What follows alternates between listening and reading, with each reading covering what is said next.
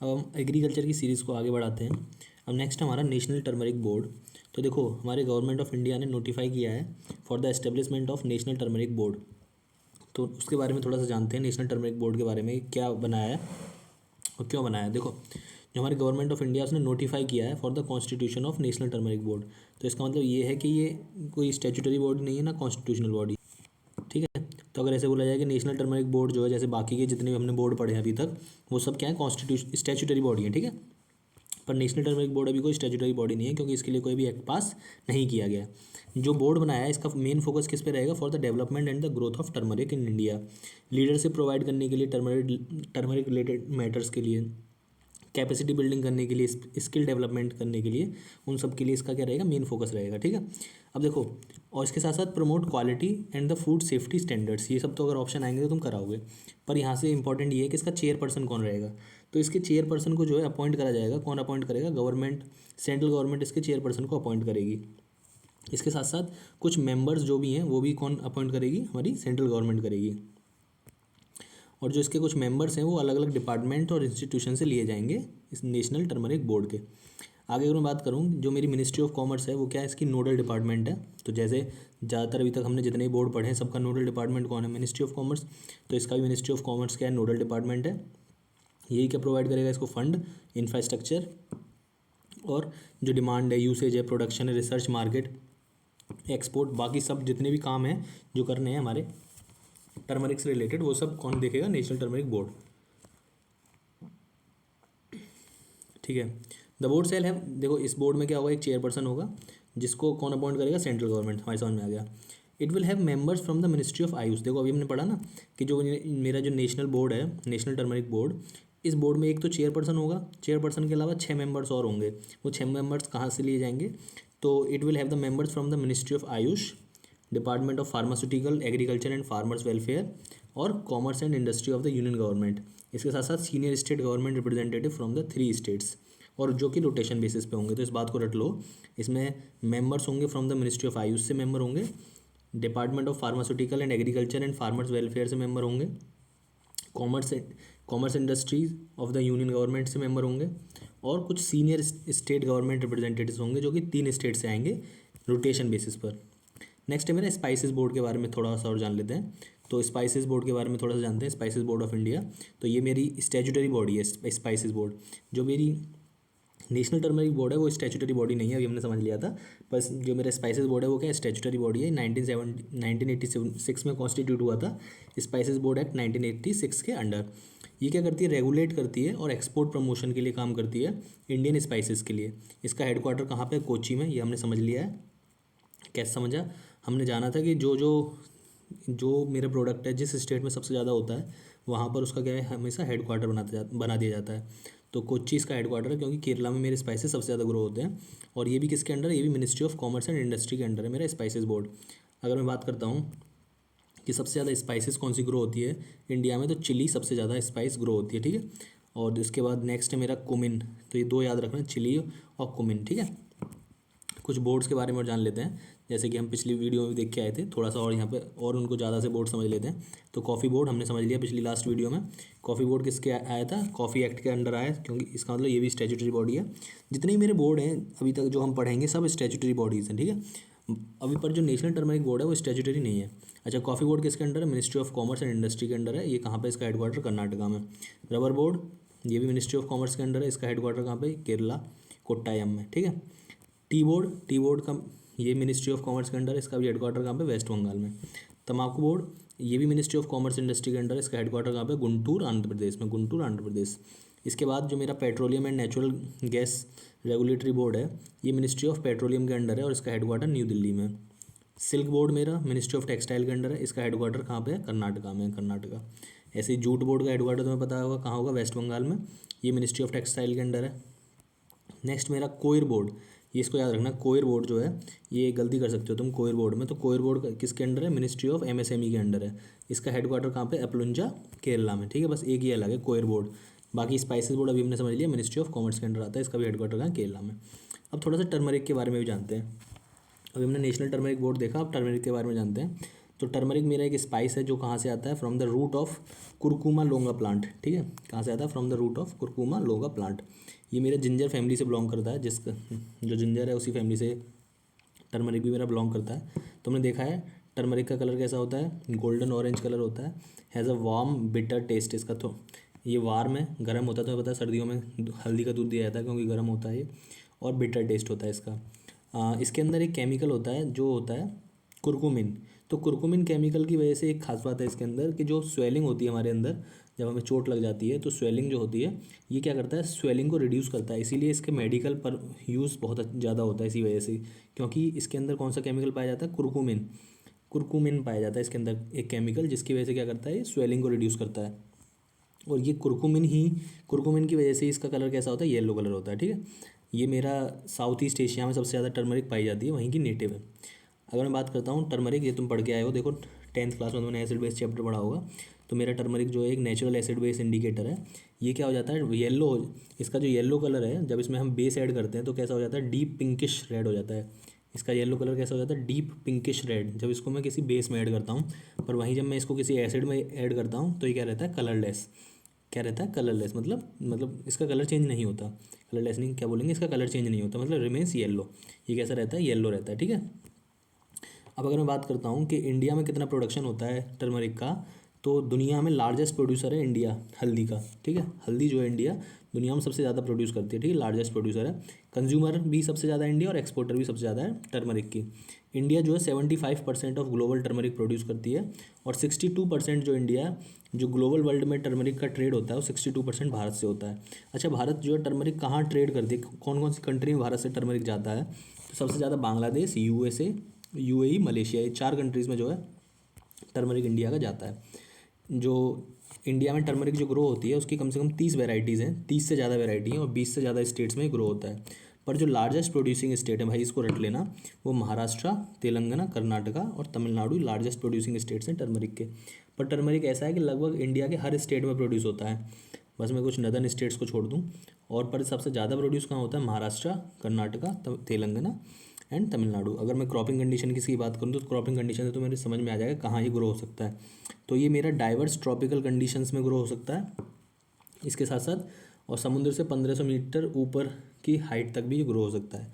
इसको टेम्परेचर चाहिए 20 से 35 डिग्री सेल्सियस, इसको बारिश चाहिए अच्छी खासी 150 सेंटीमीटर इसको बारिश चाहिए, और इरीगेटेड कंडीशंस में ग्रो होता है, ठीक है टर्मरिक। तो टर्मरिक की खास बात क्या समझ में आई अभी हमारे, एक तो यहाँ से समझ में आ गया, इसको टेम्परेचर चाहिए 20 से 35 डिग्री सेल्सियस, और इरीगेटेड कंडीशन चाहिए इसको ग्रो होने के लिए, इसीलिए इसको क्या चाहिए, बारिश चाहिए 150 सेंटीमीटर के आसपास, ठीक है। और ये कैसी सॉइल में होता है, ड्रेन्ड लूमी और क्लेई लूम सॉइल में होता है, जिसकी पीएच कितनी होनी चाहिए, 4.5 से 7.5, ठीक है। मतलब बस इतना याद रखो कि बेसिक नेचर होना चाहिए सॉइल का, जिस सॉइल में आपको टर्मरिक ग्रो करनी है। अभी मेरी कुछ नई वेराइटीज़ ऑफ टर्मरिक डेवलप करी हैं हमने, 2 हैं, एक तो CIM पीताम्बर और एक केसरी वेराइटी, 2 वेराइटीज़ हैं जो डेवलप करी हैं टर्मरिक की। ये मेरी हाई यील्डिंग वेराइटीज़ हैं। कुरकुमिनॉइड रिच जो मेरी पीताम्बर है, इसमें कुरकुमिनॉइड ज़्यादा पाया जाता है, कुरकुमिनॉइड ज़्यादा पाया जाता है, कितना, 12.5%। More variety of turmeric developed by, ये किसने बनाया, जो मेरी नॉर्मल वेराइटीज़ ऑफ टर्मरिक है उससे 12.5% ज़्यादा पाया जाता है कुरकुमिड। और इसको किसने डेवलप किया, central institute of medical and aromatic plant ने इसको डेवलप किया है, ठीक है, सिपाम ने, सिमैप। इसके साथ साथ केसरी वेराइटी जो है मेरी, ये टॉलरेंट टू लो टेम्परेचर। इसकी खास बात क्या है, देखो जो पीताम्बर वेराइटी थी उसमें कुरकुमोइड रिच ज़्यादा था, कुरकुमोइड। वहीं जो मेरी केसरी वेराइटी है इसका, ये जो है टॉलरेंट है, लो टेम्परेचर को झेल सकती है, फ्रॉस्ट कंडीशंस को झेल सकती है, और लॉन्गर ग्रोथ पीरियड बाय, और इसे डेवलप किसने किया, नेशनल बॉटनिकल रिसर्च इंस्टीट्यूट ने इसको डेवलप किया, नेशनल बॉटनिकल रिसर्च इंस्टीट्यूट, ठीक है, याद रहेगा। तो आगे चलते हैं। तो अभी हमने देखा कि जो मेरी पीताम्बर वैरायटी है इसको किसने डेवलप किया, हाँ, central institute of medical and aromatic plant. तो उसके बारे में समझ लेते हैं थोड़ा। Central institute of medical and aromatic plant जो है, ये मेरा एक फ्रंटियर प्लांट रिसर्च लेबोरेटरी है, CSIR की। तो CSIR तुम्हें पता है, तो CSIR की एक लेबोरेटरी है मेरी, ये central institute of medical and aromatic plant. तो UPSC की आदत है ऐसे क्वेश्चन पूछने की कि the variety of Pitambar, the variety Pitambar is developed by Central Institute of Medical and Aromatic Plant, which is a research laboratory of CSIR, which is established in 1959। ऐसे बड़े बड़े स्टेटमेंट देता है UPSC, उसकी आदत है। और इसका हेडक्वार्टर कहाँ पे, लखनऊ में, लखनऊ। नेक्स्ट है national botanical research institute, national botanical research institute जिसने कौन सी वैरायटी बनाई है, केसरी वैरायटी जो बनाई है। ये भी मेरा one of the constituent research institute है CSIR का। ये 1953 में बना था, इसका भी हेडक्वार्टर लखनऊ में, नेशनल बॉटनिकल रिसर्च इंस्टीट्यूट। अब हम आगे चलते हैं, नेक्स्ट हमारा टॉपिक मेरा 14th एडिशन हुआ है वर्ल्ड स्पाइस कांग्रेस का। 14th मतलब जो वर्ल्ड स्पाइस कांग्रेस होती है इसका 14वां सत्र हुआ है, ठीक है। ये कहाँ पे हुआ है वर्ल्ड स्पाइस कांग्रेस का 14वां सत्र? ये मेरा मुंबई में हुआ है, ठीक है। मुंबई में फरवरी 2023 में हुआ था, इसलिए इंपॉर्टेंट है, हमारे पेपर में आ सकता है। जो इसकी थीम थी वर्ल्ड स्पाइस कांग्रेस विज़न, वो था SPICES, मतलब sustainability, productivity, innovation, collaboration, excellence and safety. इसको किसने ऑर्गेनाइज़ किया है? स्पाइस बोर्ड ने इसको ऑर्गेनाइज़ किया है with active partnership of the spice trade association in India. तो स्पाइस बोर्ड ने इसे ऑर्गेनाइज़ किया किसके साथ मिलके? Spice board association in India के साथ।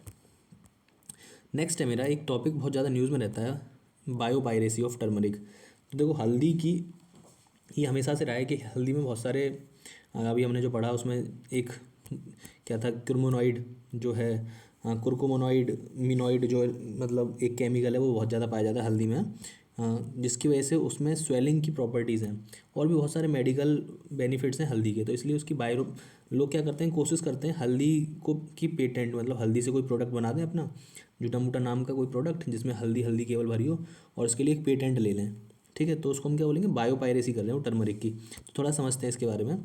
तो बायोपायरेसी, इसे हम साइंटिफिक कोलोनियलिज्म भी बोलते हैं बायोपायरेसी को। इस डिफाइंड, इसे कैसे डिफाइन करते हैं? Is defined as the unauthorised appropriation of knowledge and genetic resource of farming and indigenous communities by individuals और इंस्टीट्यूशंस सीकिंग एक्सक्लूसिव मोनोपोली। जो क्या लेना चाह रहे हैं? एक्सक्लूसिव मोनोपोली लेना चाह रहे हैं, कंट्रोल लेना चाह रहे हैं, ठीक है। कंट्रोल थ्रू पेटेंट और इंटेलेक्चुअल प्रॉपर्टी। तो अनऑथराइज्ड एप्रोप्रिएशन ऑफ नॉलेज, जो नॉलेज है, जो पहले फार्मर्स की कोई नॉलेज है जिसे हम बहुत सालों से यूज़ कर रहे हैं उस नॉलेज का, तो उस नॉलेज का गलत तरीके से, मतलब एक्सक्लूसिव मोनोपोली लेने की अगर कोशिश करी जाए, ठीक है, पेटेंट लेकर उसके ऊपर, ठीक है, या फिर इंटेलेक्चुअल प्रॉपर्टी राइट्स लेकर उस चीज़ के ऊपर, जैसे ये हमारी नॉलेज है कि हल्दी से बहुत सारे फ़ायदे होते हैं। अब कोई कंपनी कहे कि भाई एक प्रोडक्ट बना दे अपना, है ना, पूरी नॉलेज यूज़ करके, सारी फार्मर से नॉलेज लेके एक अपना प्रोडक्ट बना दे और उसका पेटेंट ले ले, और फिर हल्दी के ही प्रोडक्ट को सेल करे मार्केट में, तो इससे क्या होगा? इसको हम क्या बोलेंगे? इसको बायोपायरेसी बोलेंगे, बायोपायरेसी, ठीक है। It is a highly controversial decision. एक न्यूज़ है हाईली कॉन्ट्रोवर्शियल डिसीजन की, कि US पेटेंट ऑफिस ने मार्च 1995 में पेटेंट दे दिया था टर्मरिक पाउडर से बने हुए एक प्रोडक्ट को, ठीक है। मतलब एक कंपनी ने एक प्रोडक्ट बनाया था जिसमें टर्मरिक पाउडर यूज़ किया था उसने, वाउंड हीलिंग एजेंट के लिए, ठीक है।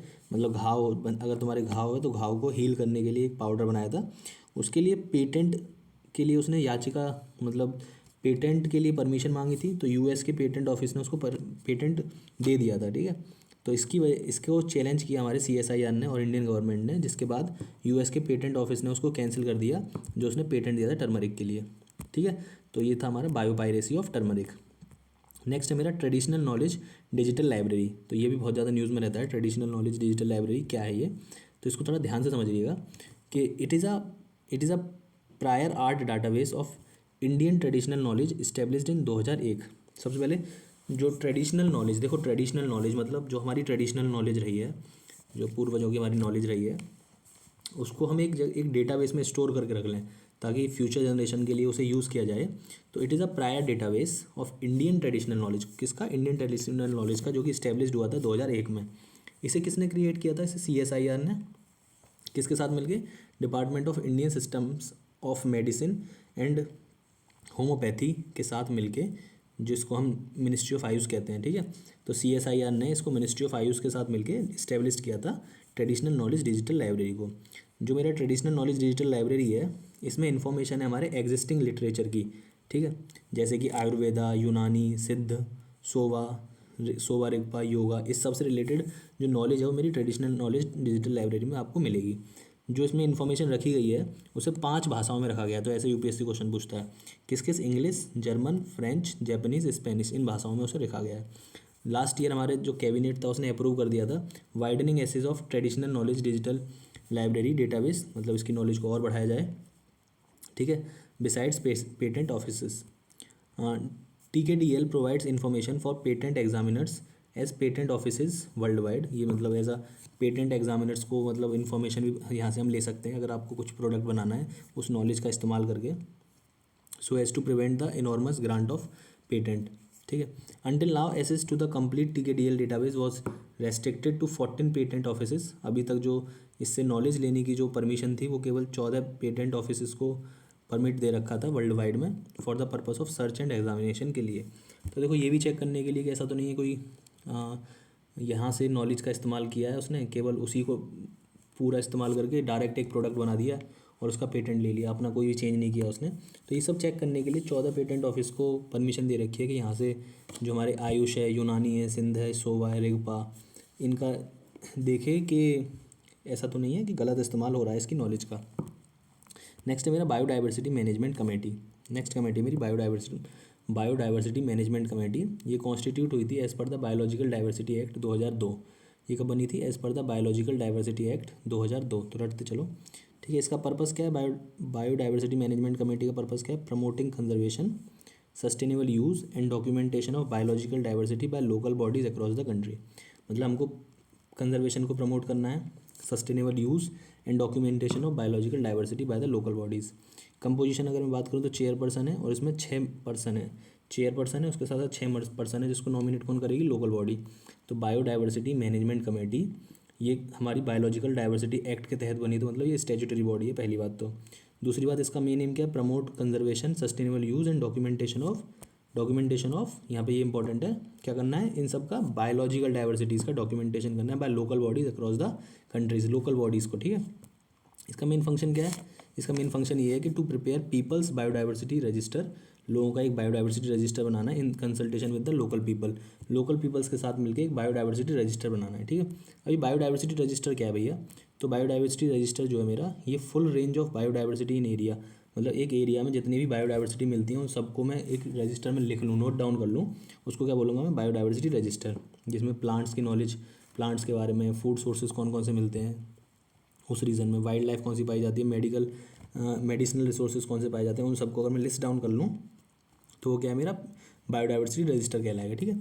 तो पीपल्स बायोडाइवर्सिटी रजिस्टर हेल्प करता है हमें मॉनिटर करने में चेंजेस इन हैबिटेट, जो हैबिटेट में धीरे धीरे चेंज हो रहा है। जैसे कोई स्पीसीज़ पाई जाती थी पहले, अगर बाद में उसे वो मिलना बंद हो गई है तो हमें इस रजिस्टर से पता चल जाएगा आसानी से कि पहले यहाँ एक स्पीसीज़ मिला करती थी, अब वो नहीं मिल रही है, वो लॉस्ट हो गई है, ठीक है। Local and indigenous community hold traditional knowledge that is crucial for the conservation and sustainable use of biodiversity. और जो लोकल लोग हैं उनसे इन्फॉर्मेशन लेकर हम नोट डाउन करें उसको, जिससे क्या रहेगा कि अगर मेरी कोई स्पीसीज एक्सटेंट भी होती जा रही है तो उसको हम बचा सकते हैं, हाँ, इस क्या बोलते हैं? रिपोर्ट के जरिए, ठीक है, पीपल्स बायोडाइवर्सिटी रजिस्टर के जरिए, सॉरी। नेक्स्ट है मेरा, देखो इस साल ऑनियन के पीछे बहुत ड्रामा हुआ था, तुम्हें पता ही होगा कि ऑनियन के प्राइसेस बहुत ज़्यादा हाई हो गए थे। तो थोड़ा सा ऑनियन के बारे में समझ लेते हैं, यहाँ से हो सकता है क्वेश्चन आ जाए। तो जो ऑनियन है, प्याज, जो इंडिया में ग्रो की जाती है वो 3 सीजन्स में ग्रो की जाती है, ठीक है। खरीफ, लेट खरीफ और राबी, 3 सीज़न में ओनियन हमारी कंट्री में ग्रो की जाती है। जो राबी है, राबी सीज़न में जो ग्रो करी जाती है खरीफ हमारी, सॉरी ओनियन जो राबी सीज़न में ग्रो करी जाती है वो सबसे ज़्यादा प्रोडक्शन उसी सीज़न में होता है। जो ओनियन का प्रोडक्शन होता है वो राबी क्रॉप में ही सबसे ज़्यादा प्रोडक्शन होता है। और हमारे CRI SLIL के अकॉर्डिंग 70% जो प्रोडक्शन होता है ओनियन का वो राबी सीज़न में ही होता है। अगर मैं एस्टिमेट्स की बात करूँ, जो प्रोडक्शन हुआ है ओनियन का वो मेरा 31.1 मिलियन टन हुआ है, मैट्रिक टन हुआ है, सॉरी, दिस ईयर, ठीक है। जो कि पिछली बार 31.7 मैट्रिक टन था, तो इसलिए थोड़ा सा प्रोडक्शन कम हुआ है। इसके साथ साथ जो area under production is also expected to lower by 7% at approximately 1.8। मतलब जो देखो ऐसे भी क्वेश्चन पूछ रहा है आजकल UPSC के, जो ओनियन के अंडर एरिया है, मतलब ऐसे पूछता है UPSC कि ये बताओ कि जो वीट का रेट बढ़ रहा है, वीट महंगी होती जा रही है, इसका कारण क्या है? कि जो प्रोडक्शन हो रहा था पहले उससे कम प्रोड्यूस हो रहा है, एरिया कम हो गया प्रोडक्शन का, तो ऐसे क्वेश्चन पूछता है। तो अगर ओनियन के लिए पूछता है कि ओनियन के प्राइस महंगे हो रहे हैं, क्या एरिया कम हुआ है ओनियन के प्रोडक्शन के लिए? मतलब जितनी जगह में पहले ओनियन हो रहा था, क्या उससे कम जगह में प्रोड्यूस हो रहा है ओनियन अब? तो हाँ, थोड़ा 7% जगह कम हुई है ना, तो इसलिए तुम लिख सकते हो। कहाँ कहाँ ओनियन ग्रो होता है अगर इंडिया में बात करूँ तो महाराष्ट्र जो लार्जेस्ट ओनियन प्रोड्यूसिंग स्टेट है, ये भी याद रखना। जैसे अभी मैं टर्मरिक पढ़ा था, हल्दी में भी महाराष्ट्र सबसे आगे था, ओनियन में भी सबसे आगे है। 39% ऑफ ओवरऑल प्रोडक्शन जो होता है हमारे इंडिया का वो महाराष्ट्र से होता है। इसके बाद मध्य प्रदेश से 17% प्रोडक्शन होता है। इसके अलावा अदर ओनियन प्रोड्यूसिंग स्टेट्स की बात करूँ तो कर्नाटका, गुजरात, बिहार, आंध्र प्रदेश, राजस्थान, हरियाणा, तेलंगाना, ये मेरे अदर स्टेट्स हैं। अब ओनियन क्रॉप को क्या क्या चाहिए, तो उसको जो सॉइल चाहिए वो कैसी होनी चाहिए, sandy loam to clayey loam, मतलब सैंडी सॉइल चाहिए उसको, क्लेई सॉइल भी चलेगी, विद गुड ड्रेनेज फैसिलिटी, उसमें अच्छी खासी ड्रेनेज फैसिलिटी हो। और इसको सॉइल सॉरी इसको जो सॉइल होनी चाहिए इसकी कैसी होनी चाहिए, एसिडिक होनी चाहिए, ठीक है। वहीं अभी हमने देखा था जो मेरा टर्मरिक उसको कितनी चाहिए थी, उसको 4.5 से लेके 6.5 के आसपास सॉइल की पीएच मांगता है, ठीक है, कौन, टर्मरिक। तो इसका मतलब उसको एसिडिक सॉइल चाहिए थी। और वहीं अगर मैं इसकी बात करता हूँ, क्या बोलते हैं, ऑनियन की, तो इसको कैसी सॉइल चाहिए, लगभग 6.5 से 7.5 बोला जाए तो हल्की फुल्की एसिडिक प्लस हल्की सी बेसिक। अगर मैं इसकी क्लाइमेट की बात करता हूँ तो it adapted a temperature range, ये 13 से 34 डिग्री सेल्सियस में आराम से अडप्ट कर जाता है। जब ये वेजिटेट करता है तो 16 से 21 टेम्परेचर मांगता है। और जब इसमें मतलब मेच्योरिटी आती है, हार्वेस्टिंग स्टेज पे कितना टेम्परेचर चाहिए इसको, 30 से 35 डिग्री सेल्सियस, मतलब जब गर्मियों के दिनों में इसकी कटाई होनी चाहिए। अब इरीगेशन की बात करूँ, because of the shallow root system, इसका जो रूट सिस्टम है शैलो होता है, onion requires frequent furrow irrigation, इसको जल्दी जल्दी इरीगेशन चाहिए, ठीक है।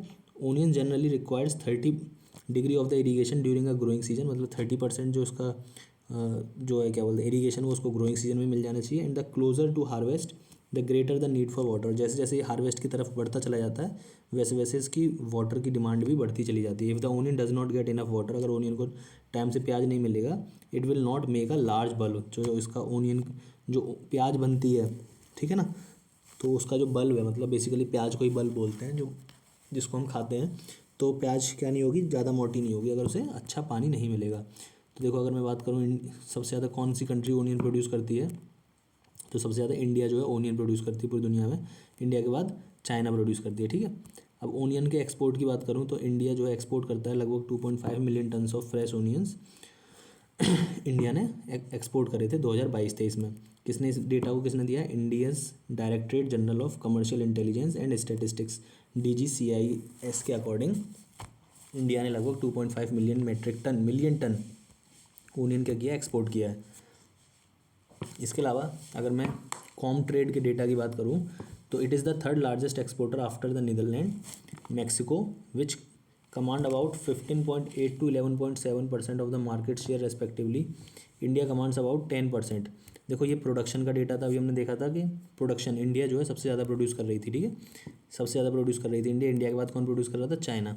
ये प्रोडक्शन का डेटा था। अगर एक्सपोर्ट की बात करी जाए तो एक्सपोर्ट कौन सबसे ज़्यादा प्रोड्यूस करता है, तो इंडिया जो है थर्ड लार्जेस्ट एक्सपोर्टर है ओनियन का, ठीक है। क्यों नहीं करता इंडिया इतना ज़्यादा एक्सपोर्ट, प्रोड्यूस करता है तो भाई कंजम्पशन हो जाता है इंडिया में, जितना इंडिया कंज्यूम करता है हम सब खा जाते हैं, ठीक है, प्याज।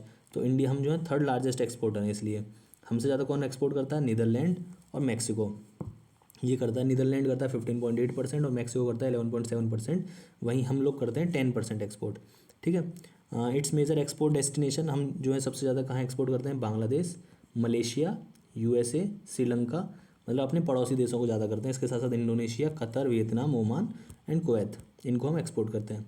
अभी देखो जब ओनियन की तंगी हुई थी, ओनियन बहुत ज़्यादा महंगा हो गया था, तो इसकी वजह से हमारे एक सेंट्रल गवर्नमेंट ने एक इनिशिएटिव चलाया था जिसमें NCCF और नाफेड और केंद्रीय भंडार के थ्रू प्याज को डिस्ट्रीब्यूट किया था 25 रुपये पर केजी से। तो अब ये NCCF क्या है, तो national cooperative consumers federation of India, NCCF, ये इस्टेब्लिश्ड हुआ था हमारा 1965 में। इसका जो फंक्शन है ये एज अ एपेक्स बॉडी काम करता है for of consumer cooperatives in the country. तो नेशनल कॉर्पोरेटिव कंज्यूमर्स जो मतलब कंज्यूमर्स के लिए काम कर रहा है, ठीक है, एक कॉर्पोरेटिव फेडरेशन बनाया गया फॉर द कंज्यूमर्स। ये बना था 1965 में। ये एक एपेक्स बॉडी है जो कंज्यूमर्स के लिए काम करती है, मतलब कस्टमर्स के लिए बेसिकली बोला जाए तो। It is registered under the multi state cooperative societies act 2002। ये देखो नेशनल कोऑपरेटिव कंज्यूमर्स फेडरेशन है ना, तो ये कोऑपरेटिव सोसाइटी एक्ट के अंडर क्या है, रजिस्टर्ड है। इसका हेडक्वार्टर कहाँ पे, नई दिल्ली में। और ये किसके अंडर आती है, ministry of consumer affair, food and public distribution. तो ऑब्वियस सी बात है कंज्यूमर अफेयर के अंडर ही आएगी। इसका फंक्शन क्या है, इसका फंक्शन है डिस्ट्रीब्यूशन नेटवर्क को मैनेज करती है, तो ऑपरेट करती है wide spread distribution network to ensure availability of essential commodities, जो ज़रूरी कमोडिटीज़ हैं वो समय पर लोगों को मिल पाएँ, जैसे कि ओनियन, तो उसका डिस्ट्रीब्यूशन नेटवर्क ये मैनेज करती है। कंज्यूमर गुड्स, जैसे deals in variety of consumer goods including food and non food items. जो कंज्यूमर गुड्स होते हैं, चाहे वो फूड आइटम हो या नॉन फूड आइटम हो, दोनों तरीके के आइटम्स लोगों को अवेलेबल कराने का काम भी यही मैनेज करती है। Fair price shop, manage and operate fair, ये जो हमारी फेयर प्राइस शॉप चलती हैं इनको मैनेज करती है और ऑपरेट करती है, offering goods at subsidised rates to underprivileged section of the society.